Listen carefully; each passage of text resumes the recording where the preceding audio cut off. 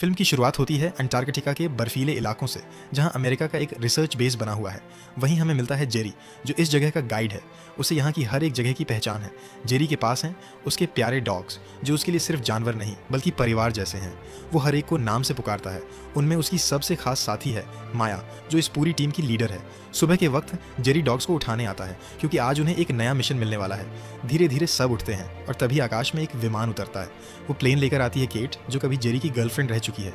हालांकि उनका रिश्ता अब थोड़ा कॉम्प्लिकेटेड है, पर एक दूसरे के लिए अब भी कुछ बाकी है। प्लेन के साथ आई है एक रिसर्च टीम, जिसमें इंजीनियर कूपर और स्पेस साइंटिस्ट डेविस शामिल हैं। डेविस यहाँ एक खास मीटियोराइट उल्कापिंड खोजने आया है, जो माउंट मेलबोर्न के पास गिरा था। शाम को रिसर्च बेस में जेरी, केट और कूपर साथ बैठकर ताश खेल रहे होते हैं। इसी बीच कूपर अपनी गर्लफ्रेंड की बात करता है, जो इटालियन बेस पर काम करती है। बाकी सब हंसने लगते हैं। किसी को यकीन नहीं कि इतनी सुंदर लड़की उसकी गर्लफ्रेंड हो सकती है। जेरी सोच रहा था कि डॉक्टर डेविस यहाँ रायबरेली स्टेशन के लिए आए हैं, पर असल में उन्हें तो माउंट मेलबोर्न जाना है। ये सुनकर जेरी थोड़ा परेशान हो जाता है, क्योंकि मेलबोर्न जाने का वक्त बहुत खतरनाक मौसम में है। डेविस पूछते हैं क्या हुआ, तो जेरी बताता है अब बर्फ जमने लगी है, रास्ते टूट सकते हैं और स्नोमोबाइल चलाना लगभग नामुमकिन होगा। फिर भी आदेश तो आदेश है। जेरी का बॉस कहता है कि उसे डेविस की मदद करनी ही होगी। जेरी मान जाता है। वो बाहर जाकर अपने प्यारे डॉग्स को तैयार करता है, सभी को रस्सियों में जोड़ता है और प्यार से दुलारता है। माया सबसे आगे है और सबसे पीछे है ओल्ड जैक, जो अब बूढ़ा हो चुका है और जल्द ही रिटायर होने वाला है। बाकी डॉग्स में है मैक्स, सबसे छोटा और जोशीला, दो जुड़वा भाई स्ट्रोमैन और जोई, और आखिर में है शैडो और बक। तू पर उनकी कुछ तस्वीरें खींचता है और सब निकल पड़ते हैं अपने आखिरी मिशन पर, माउंट मेलबोर्न की ओर। रास्ता आसान नहीं है, कई जगह उन्हें पैदल चलना पड़ता है। कभी बर्फ इतनी फिसलन भरी कि स्नोमोबाइल पलटने की नौबत आ जाती है। एक जगह पहुंचकर जेरी डॉग्स की रस्सियां लंबी कर देता है, क्योंकि सामने दिख रहा था एक जमी हुई झील। वह कहता है अगर बर्फ पतली है तो हमें वजन फैलाकर चलना होगा। सब धीरे धीरे आगे बढ़ते हैं। अचानक डॉग्स रुक जाते हैं। जेरी देखता है कि सामने एक लेपर्ड सील है। वो बेहद खतरनाक होती है, इसलिए जेरी रास्ता बदल देता है। कुछ दूरी आगे जाकर उन्हें बर्फ के नीचे से अजीब सी आवाज़ें सुनाई देती हैं। जेरी तुरंत रुकता है। वो कहता है हम ग्लेशियर के ऊपर हैं, यहाँ कहीं भी दरार हो सकती है। वो डेविस को धीरे चलने को कहता है और खुद आगे बढ़कर रास्ता चेक करता है, लेकिन तभी उसे सामने एक बड़ी दरार दिखती है। वो तुरंत चिल्लाता है रुको, अब उन्हें घूम कर आना होगा। वो अपने डॉग्स को साइड में बुलवाता है, लेकिन मैक्स अलग भागने लगता है, जिसे अचानक गाड़ी एक दरार में गिर जाती है और डेविस गाड़ी को पकड़कर लटक जाता है। जेरी तुरंत जाकर गाड़ी की रस्सी पकड़ता है। अगर डेविस गिर गया तो उसकी लाश तक नहीं मिलेगी। जेरी जल्दी से डॉग के साथ मिलकर डेविस को खींचने लगता है और बड़ी मुश्किल से डेविस बाहर आता है। वह चैन की सांस लेता है। जेरी उसे बोलता है अगली बार जब वह यहाँ आए तो इतना सामान लेकर ना आए। फिर शाम को वह एक जगह कैंप लगाते हैं। डेविस उसे उसकी जान बचाने के लिए उसे थैंक यू बोलता है। यहाँ वह अपने बेटे के बारे में बताता है, लेकिन जेरी की शादी नहीं हुई थी और उसका और केट का रिश्ता थोड़ा कॉम्प्लिकेटेड है। अगले दिन फिर वह लोग अपने सफ़र पर आगे बढ़ते हैं और कुछ समय बाद ही माउंट मेलबर्न तक पहुंच जाते हैं, जो देखने में काफ़ी खूबसूरत था। वहीं बेस पर बाकी लोगों को खबर मिलती है कि साउथ से दो बहुत बड़े तूफान आ रहे हैं और सेफ्टी के लिए उन्हें बेस छोड़ना होगा। उनका बॉस तुरंत जेरी से कांटेक्ट करने कहता है। केट तुरंत सेट फोन से जरिए कांटेक्ट करती है और उन्हें जितना जल्दी हो सके वह वापस आने कहती है, लेकिन यह सुनकर डेविस अपडेट हो जाता है। वह जेरी को मनाने जाता है, क्योंकि उसे कम से कम एक बार उस उल्कापिंड को ढूंढने की कोशिश करनी थी। जेरी उसे बताता है दो बहुत बड़े तूफान आने वाले हैं और उसका काम उसे सही सलामत वापस पहुंचाना है। लेकिन डेविस उसे बहुत रिक्वेस्ट करता है और उसे बोलता है जो चीज़ पसंद हो उसके लिए जोखिम तो उठाना ही पड़ता है। तब जेरी सिर्फ कल दोपहर तक यहाँ रुकने के लिए मान जाता है। अगले दिन दोनों पहाड़ पर उस उल्कापिंड को ढूंढ रहे थे। जेरी दरारों से बचकर रास्ता बना रहा था। बहुत ढूंढने के बाद भी उन्हें कुछ नहीं मिलता और उनका टाइम भी खत्म होने वाला था। लेकिन तभी डेविस को कुछ दिखाई देता है और वह सेफ रास्ता छोड़कर उस पत्थर को देखने जाता है। यह वही उल्कापिंड था जिसे वह ढूंढने इतनी दूर आया था। जेरी उसे आवाज देने लगता है कि वह सेफ जोन से बाहर चला गया है, लेकिन डेविस को इसकी कोई परवाह नहीं थी। जेरी उसे अपने फुटप्रिंट पर चलकर वापस बुलाता है और कुछ गलत नहीं होता। डेविस बहुत खुश था, क्योंकि जो उसे चाहिए था मिल गया था। दूसरी तरफ बेस पर उन्हें जानकारी मिलती है कि तूफान और ज्यादा तेज हो गए हैं। अब वह समय से पहले वहां पहुंच जाएंगे। केट तुरंत जेरी से कांटेक्ट करती है, लेकिन उनका कांटेक्ट नहीं होता। दूसरी तरफ वह लोग बेस पर वापस आने निकल चुके थे, लेकिन तभी जेरी देखता है किसी डाग के पैर से खून निकल रहा है। वह तुरंत गाड़ी रोककर डाग को चेक करने जाता है और डेविस बेस से कांटेक्ट करने की कोशिश कर रहा था। जेरी देखता है ओल्ड जैक के पैर में चोट लगी है, लेकिन डेविस सिग्नल ढूंढते ढूंढते एक बर्फ के छोर पर पहुंच जाता है और जब तक वह कुछ समझ पाता वक्त खिसक जाती है और नीचे गिरने लगता है और नीचे जाकर रुकता है। जेरी तुरंत उसे आवाज देता है। डेविड जिंदा था, लेकिन उसकी टांग टूट गई थी। जेरी उसे लेने ही जा रहा था, तभी उसके नीचे की बर्फ टूटने लगती है, क्योंकि वह एक हुए तालाब पर था। जब तक वह कुछ समझ पाते बर्फ टूट जाती है और डेविस इस पानी में गिर जाता है। साथ उनका सेट फ़ोन भी डेविस घबराने लगता है, लेकिन जेरी उसे शांत रहने और तैरने से मना करता है और उसे साइड की बर्फ़ पकड़ने का आता है। डेविस के पास ज़्यादा समय नहीं था। जेरी जल्दी से डॉग और रस्सी लेकर नीचे आता है। डेविस की सांस टूट रही थी। जेरी माया को रस्सी देता है और उसे डेविस के पास भेजता है। माया धीरे धीरे डेविस के पास बढ़ती है, लेकिन एक जगह रुक जाती है, लेकिन जेरी के कहने पर आगे बढ़ती है और रस्सी डेविस के गले में डालती है। जेरी डेविस को अपना राइट हैंड रस्सी के अंदर डालने को कहता है। वह वैसा ही करता है। फिर जेरी माया को वापस बुला लेता है। फिर सभी डॉग और जेरी मिलकर डेविस को जोर से खींचते हैं और बहुत कोशिशों के बाद डेविस को बाहर निकाल लेते हैं, लेकिन अभी भी वह खतरे से बाहर नहीं था। जेरी बाकी सभी सामान फेंककर डेविस को गाड़ी में डालता है। जेरी उसे हौसला रखने कहता है। फिर जेरी माया को सबसे आगे करता है, क्योंकि वह सभी डॉग में समझदार थी। अब तक तूफान भी वहां पहुंच गया था। मैक्स छुप गया था, लेकिन जेरी उसे बाकी डॉग के साथ भेजता है। अब वह लोग फिर से बेस के लिए निकल पड़ते हैं। इधर बेस में केट प्लेन से केरी को ढूंढना चाहती थी, लेकिन उनका बॉस मना कर देता है, क्योंकि अगर उसने प्लेन उड़ा भी लिया फिर भी उसे कुछ दिखेगा नहीं। इधर डॉग्स उन्हें खींच रहे थे। जेरी ने किसी तरह गाड़ी पकड़ी हुई थी, लेकिन उसकी भी हालत खराब होने लगी थी। अब शाम हो गई थी। बेस पर केट उनसे कांटेक्ट करने की कोशिश कर रही थी। इधर डॉग अपनी पूरी जान लगाकर उन्हें बेस की तरफ ला रहे थे। इधर बेस पर सभी लोग बहुत ज्यादा परेशान थे। केट खिड़की के बाहर खड़ी थी। तभी बाहर उसे कुछ दिखाई देता है, क्योंकि डॉग्स उन्हें बेस पर वापस पहुंचा दिए थे। सभी लोग उन्हें बाहर लेने जाते हैं। जेरी की उंगलियां जम गई थी। केट उसकी उंगलियां धीरे से गर्म पानी में डालती है। जेरी को अभी भी अपने डॉग्स की फिक्र थी, लेकिन उसके डॉग्स बिल्कुल ठीक थे। लेकिन डेविस अभी भी खतरे में था। अगर सही समय पर उसका इलाज नहीं हुआ तो उसका पैर काटना पड़ सकता था।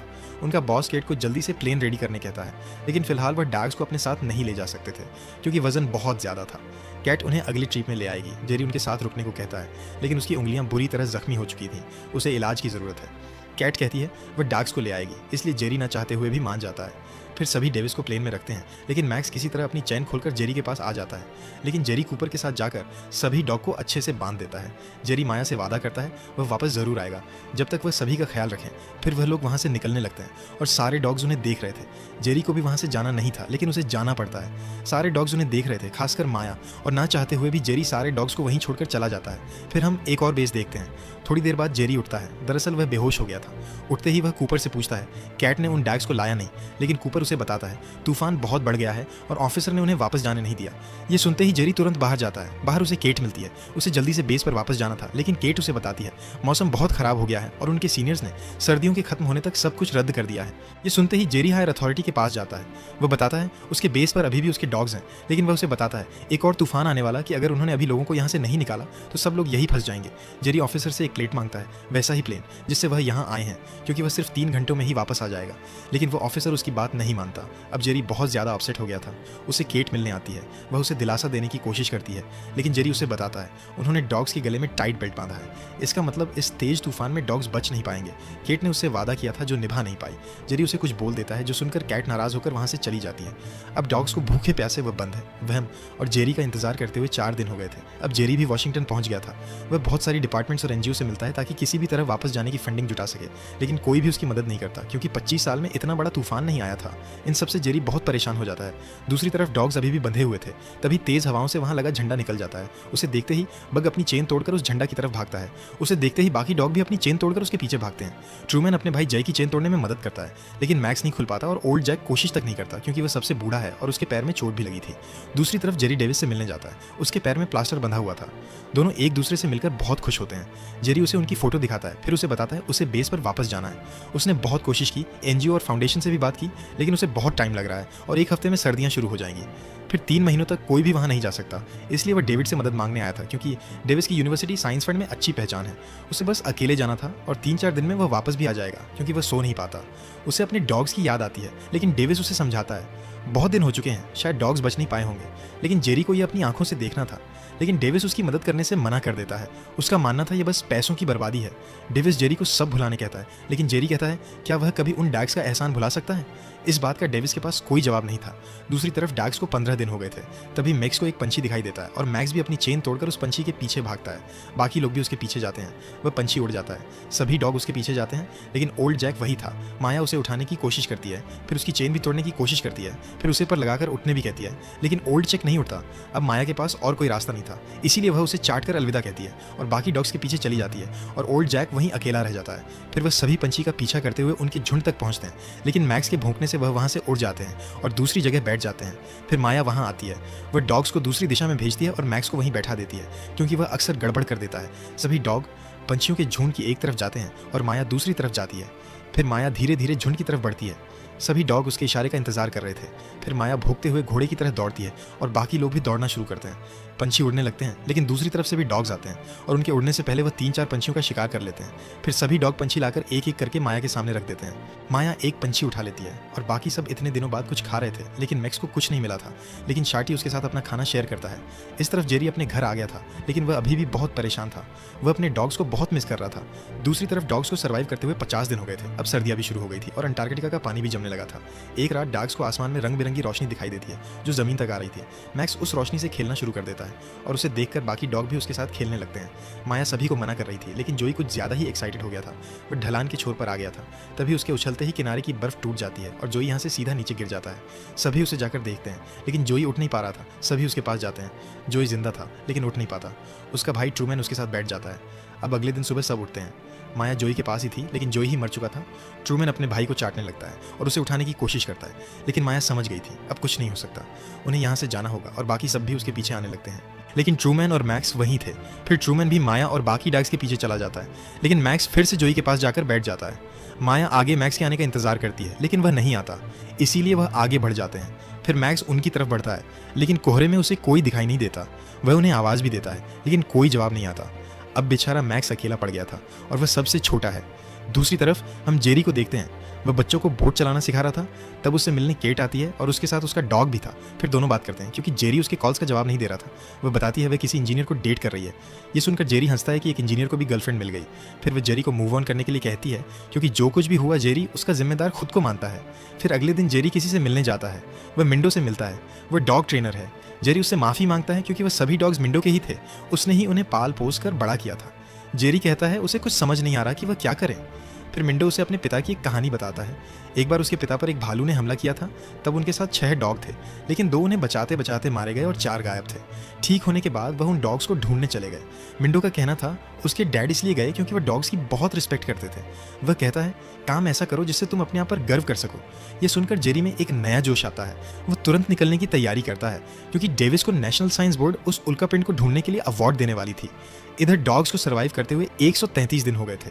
वह अभी भी खाना ढूंढ रहे थे। तभी माया को दरवाजा पटकने की आवाज़ आती है। सभी उस तरफ दौड़ने लगते हैं। सामने ही एक छोटा सा बेस था। सभी डॉग अंदर जाते हैं, क्योंकि उसका दरवाज़ा खुल गया था। अंदर उन्हें खाने की चीज़ें मिल जाती हैं। सभी खाना खाकर आराम कर रहे थे, लेकिन माया कुछ परेशान थी, शायद मैक्स के लिए। वहीं दूसरी तरफ हम मैक्स को देखते हैं। वह बेस पर वापस आ गया था, लेकिन बेस बंद था। वहाँ उसे कोई नहीं मिलता। दूसरी तरफ डेविस को उस उल्कापिंड को ढूंढने के लिए सम्मानित किया जाता है। वह अंटार्कटिका में मौजूद सभी लोगों का शुक्रिया करता है। जेरी भी वहाँ आ गया था। बाद में वह जेरी से मिलता है। उसे लगा था जेरी नहीं आएगा। जेरी उसे मुबारकबाद देता है और उसे बताता है वह आज न्यूजीलैंड जा रहा है। उसे आधे रास्ते तक का ट्रांसपोर्ट मिल गया है और आधे का वहाँ पहुँचने के बाद देखेगा। डेविस कहता है कि वह ऐसा क्यों कर रहा है। तब जेरी उसकी ही बात उसे ही बोलता है। जो पसंद है उसके लिए तो जोखिम उठाना ही पड़ता है। जेरी का उन डैग्स के लिए इतना प्यार देखकर डेविस भी सोच में पड़ जाता है। रात में जब वह अपने बेटे के पास आता है, उसके बेटे ने उन डैग्स की ड्राइंग बनाई थी। बाद में डेविस 2019 के प्रोजेक्ट की फाइल देखता है, जिसके लिए उसे कुछ फंड भी दिया जाने वाला था। दूसरी तरफ डॉग्स को 152 दिन हो गए थे। हम मैक्स को देखते हैं। वह खाने की तलाश में भटक रहा था। वह उस जगह पहुंचता है जहां डेविस की गिरकर टांग टूट गई थी। वहीं नीचे उसे एक व्हेल की लाश दिखाई देती है। मैक्स तुरंत ही उसकी तरफ भागता है और मांस खाने लगता है, लेकिन तभी उसके अंदर से लिपट सील निकलकर उस पर हमला करती है और मैक्स डर कर वहाँ से भाग जाता है। जब वह ऊपर देखता है, वहाँ माया आती है और बाकी डॉग्स भी के साथ थे। माया उसे कुछ करने के लिए कहती है। मैक्स काफ़ी हिम्मत करते हुए व्हेल के पास जाता है जहाँ सील उसे खा रही थी। मैक्स व्हेल के पास जाता है और व्हेल का एक टुकड़ा काट लेता है। सील उस पर चिल्लाती है। मैक्स वहाँ से भागने लगता है। सील पानी के अंदर से उसके पीछे जाती है। तभी सारे डॉग्स नीचे आते हैं और व्हेल को खाने लगते हैं। लिपट सील मैक्स का बहुत देर तक पीछा करती है, लेकिन बाद में वापस लौट जाती है। सभी डॉग्स व्हेल मांस खा रहे थे, लेकिन सील वापस आ गई थी। वह बाहर निकलते ही माया का पैर पकड़ लेती है। सभी डॉग्स ऊपर भाग जाते हैं, लेकिन तभी मैक्स दौड़ता हुआ आता है और सील के ऊपर चढ़कर उसे काटने लगता है। उसे देखकर बाकी डॉग भी वहां आते हैं और सील पर हमला कर देते हैं, जिससे सील डरकर वहां से भाग जाती है। लेकिन इन सब में माया बुरी तरह घायल हो गई थी, लेकिन फिर भी माया 3 पैर पर चलकर व्हेल को खाने लगती है और उसे देखकर बाकी भी खाना शुरू करते हैं। दूसरी तरफ जेरी न्यूजीलैंड पहुंच गया था। वहाँ के बोट कैप्टन से बात करता है उसे ले जाने के लिए, लेकिन कोई भी वहाँ जाना नहीं चाहता था और जेरी के पास इतने पैसे भी नहीं थे कि वह कोई बड़ी बोट को वहाँ ले जा सके। तभी उसके लिए कोई ड्रिंक भिजवाता है। जब वह देखता है तब वह केट थी।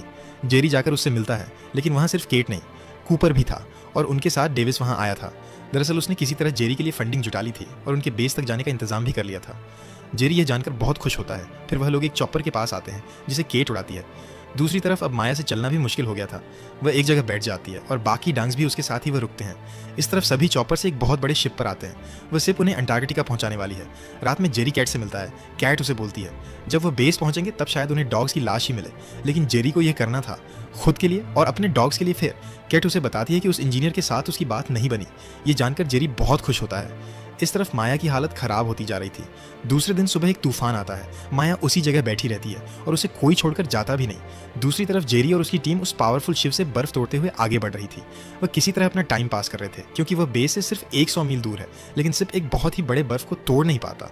शिप का कैप्टन शिप की पूरी पावर लगा देता है, लेकिन वह बर्फ नहीं टूटती। इसीलिए वह सब नीचे जाकर देखते हैं। वह बर्फ 6 मीटर जितनी थी, मतलब वह और आगे नहीं जा सकते। शिप का कैप्टन भी आगे जाने से मना कर देता है। अब उन्हें समझ नहीं आ रहा था आगे क्या करें, लेकिन तब कूपर बताता है वह एक बार मैप बनाते बनाते इटालियन बेस तक गया था जहां उसे उसकी गर्लफ्रेंड मिली। दरअसल उसके पास एक आइडिया है, वो दिखाता है। वह आगे नहीं जा सकते और चॉपर उनके बेस तक जाकर वापस नहीं आ सकता, लेकिन इटालियन बेस आगे डिस्टेंस पर है और इटालियन बेस में सबसे तेज स्नो कार होती है। वह इटालियन बेस तक चॉपर से जाएंगे, वहां से कार लेंगे और अपने बेस तक चले जाएंगे। ये आइडिया सभी को बहुत पसंद आता है। फिर सभी चॉपर तैयार करते हैं और इटालियन बेस के लिए उड़ जाते हैं। इस तरफ डॉग्स को 175 दिन हो गए थे। बग माया के साथ ही रुका था। मैक्स और बाकी डॉग्स शिकार लेकर आए थे। मैक्स अपना शिकार माया के सामने रख देता है, लेकिन माया शिकार उठाकर मैक्स के सामने रख देती है। ये देखकर बाकी डायंग भी अपना शिकार मैक्स के सामने रख देते हैं। इसका मतलब माया ने मैक्स को लीडर बना दिया था, क्योंकि उसे पता है अब उसका बचना मुश्किल है। मैक्स एक पंछी उठाकर माया को देता है और बाकी डॉग्स अपने हिस्से का शिकार ले लेते हैं, लेकिन माया कुछ खा नहीं रही थी और मैक्स भी उसके पास ही बैठ जाता है। दूसरी तरफ जेरी और उसकी टीम इटालियन बेस पहुंचती है। कूपर कार स्टार्ट करने बैटरी ले जाता है। जेरी और डेविस वहां की बर्फ हटाते हैं। बेस के अंदर उसे कार की चाबी मिलती है, साथ ही एक फोटो भी जिसे आप कूपर उठा लेता है। वह बैटरी की मदद से कार स्टार्ट करके बाहर निकालता है। जब सब अंदर आते हैं, कूपर उन्हें खुद की और उसकी गर्लफ्रेंड की फोटो दिखाता है, जिसे देखकर सब बहुत हैरान थे, क्योंकि सबको लगता था कि कूपर इसके बारे में झूठ बोल रहा था, क्योंकि उसकी गर्लफ्रेंड काफ़ी सुंदर थी। फिर वह लोग अपने बेस के लिए निकल पड़ते हैं। इस तरफ सभी माया के साथ बैठे थे, क्योंकि वह बस अपने आखिरी समय में थी। इस तरफ पूरी टीम बेस की तरफ बढ़ रही थी। वह कई घंटों का सफ़र करते हैं और फाइनली अपने बेस तक पहुंच जाते हैं। मैक्स गाड़ी की आवाज़ सुन लेता है। वह माया को उठाने की कोशिश करता है, लेकिन माया उठ नहीं पाती। इस तरफ बेस पर जेरी आता है। सामने उसे डॉग्स की चैन दिखाई देती है। वह हिम्मत करके उन्हें देखने जाता है। सब लोग बहुत दुखी थे। जब जेरी पहली चेन देखता है, उसमें ओल्ड जैक था। जेरी वहीं रोने लगता है, लेकिन जब वह अगली चैन देखता है, वह टूटी हुई थी और बाकी सभी चैन भी जेरी को पता चलता है। वह सब छूट गए। उन्होंने खुद को छुड़ा लिया था। तभी उन्हें कुछ आवाज़ आती है। जेरी सामने की तरफ देखता है। तब कुछ देर बाद वहाँ मैक्स आता है। फिर उसके पीछे बाकी डंस भी आते हैं। उन्हें देखते ही जेरी उनकी तरफ दौड़ता है और सभी डॉग्स उसकी तरफ दौड़ते हैं और मैक्स सीधा जेरी के गले लग जाता है और इतने दिनों बाद जेरी अपने डॉग से मिल पाता है। उसकी खुशी का ठिकाना नहीं रहता। बाकी सब बहुत खुश थे। वह कूपर को चाटने लगता है। फिर जेरी सभी को देखता है। वह बहुत खुश था कि उसके इतने डायंग्स तो बच गए। फिर वह सभी वहाँ से जाने की तैयारी करते हैं। सभी कार में बैठ जाते हैं, लेकिन मैक्स कार में आ ही नहीं रहा था। वह दूसरी तरफ जाता है। जेरी भी उसके पीछे जाता है। तब जेरी को थोड़ी दूरी पर माया दिखाई देती है। जेरी उसके पास जाता है। माया हिल नहीं रही थी। जेरी रोने लगता है, क्योंकि माया ने ही बाकी सबका ख्याल रखा था। जब जेरी माया को हाथ लगाता है, माया जाग जाती है। जेरी बहुत खुश होता है, क्योंकि माया जिंदा थी। फिर सभी देखते हैं जेरी माया को लेकर आ रहा है। सब लोग बहुत खुश होते हैं। जेरी बताता है माया